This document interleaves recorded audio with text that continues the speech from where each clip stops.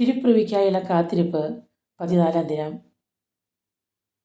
ദിവ്യശിശുവിനെ കാണാൻ പുറപ്പെട്ട ജ്ഞാനികളെ നാം സുവിശേഷത്തിൽ കാണുന്നുണ്ട്. ആ ജ്ഞാനികളെക്കുറിച്ച് നമുക്കൊന്ന് ചിന്തിക്കാം.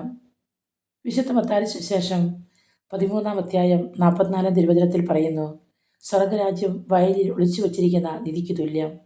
അത് കണ്ടെത്താൻ നാം കഷ്ടപ്പെടണം, തുനിഞ്ഞിറങ്ങി അന്വേഷിക്കണം. അധ്വാനിച്ച് കളിച്ച് ത്യാഗമെടുത്താൽ മാത്രമേ നിധി കണ്ടെത്താനാവൂ. അതാണ് ജ്ഞാനികളെ മറ്റുള്ളവരിൽ നിന്ന് വ്യത്യസ്തരാക്കുന്നത്. അവർ പിറന്ന നാടും പരിചിത സാഹചര്യങ്ങളും സ്വകാര്യ സൗകര്യങ്ങളും ഉപേക്ഷിക്കുവാൻ തയ്യാറായി.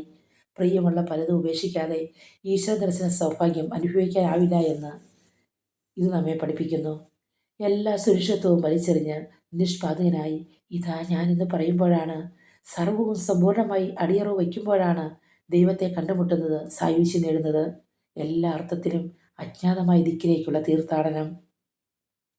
മറിയം ചെയ്തതും അതുതന്നെയാണ്. വിശുദ്ധ ലൂക്കായുടെ സുവിശേഷം 1-ാം അധ്യായം 38-ൽ നാം കാണുന്നു, ഇതാ കർത്താവിൻ്റെ ദാസി, അങ്ങേ ഹിതം എന്നിൽ ഭവിക്കട്ടെ. സമ്പൂർണ്ണമായി സമർപ്പിച്ചുകൊണ്ടാണ് അവൾ അത് ചെയ്തത്. ജോസഫ് പ്രവർത്തിച്ചതും അപ്രകാരം തന്നെ. മത്തായിയുടെ സുവിശേഷം 1-ാം അധ്യായം 24-ാം തിരുവചനത്തിൽ കാണുന്നു, കർത്താവിൻ്റെ ദൂതൻ കൽപ്പിച്ചതുപോലെ അവൻ ചെയ്തു.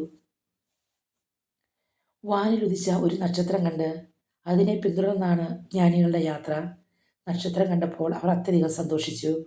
മനസ്സിൽ ജ്ഞാനമുള്ളവർക്കാണ് നക്ഷത്രം നൽകുന്ന സന്ദേശം തിരിച്ചറിയാനാവുന്നത്, കാലഭേദങ്ങളുടെയും സാഹചര്യങ്ങളുടെയും പാഠഭേദങ്ങൾ മനസ്സിലാക്കാനാവുന്നത്.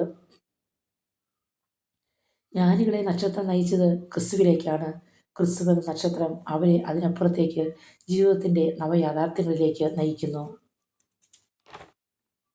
ജ്ഞാനികളുടെ ജീവിതത്തിൽ പ്രത്യക്ഷമാകുന്ന വിവിധ ഘട്ടങ്ങൾ നമ്മുടെ ആധ്യാത്മിക ജീവിതത്തിലും മാതൃകയാണ്. മനസ്സിൻ്റെ ആഗ്രഹമടക്കാനുള്ള നിരന്തര അന്വേഷണം, സാഹസത്തോടെയുള്ള അധ്വാനം, കണ്ടെത്തുമ്പോഴുള്ള ആനന്ദം, ആരാധന, ആഗ്രഹപ്രാപ്തിയുടെ ഫലമായുള്ള ത്യാഗസമർപ്പണം, ആ സാഫല്യത്തിൻ്റെ ബാഹ്യ അടയാളമായ മനഃപരിവർത്തനം, പുതിയ പാത. അങ്ങനെ ക്രിസ്തുവിൽ നാം എത്തിച്ചേർന്നാൽ പിന്നെ കൈരേഖയും ജാതകവും നാളും നക്ഷത്രവും രാഹുവും ഗുളികനും അന്വേഷിച്ചു പോകേണ്ടതില്ല. എല്ലാറ്റിൻ്റെയും അതിനാഥൻ നമ്മെ നയിക്കുകയും നിയന്ത്രിക്കുകയും ശക്തിപ്പെടുത്തുകയും ചെയ്യും. നമുക്കതെല്ലാം ഉപേക്ഷിച്ച് ആഗ്രഹങ്ങളെല്ലാം മാറ്റിവെച്ച് ദൈവഹിതം തിരിഞ്ഞറിഞ്ഞ് ക്രിസ്തുവിനെ തേടി പുൽക്കൂട്ടിലേക്ക് നമുക്ക് യാത്ര ചെയ്യാം. അവിടെ നമുക്ക് ഉണ്ണിയേശുവിനെ കണ്ടുമുട്ടാം. സ്തുതിയായിരിക്കട്ടെ.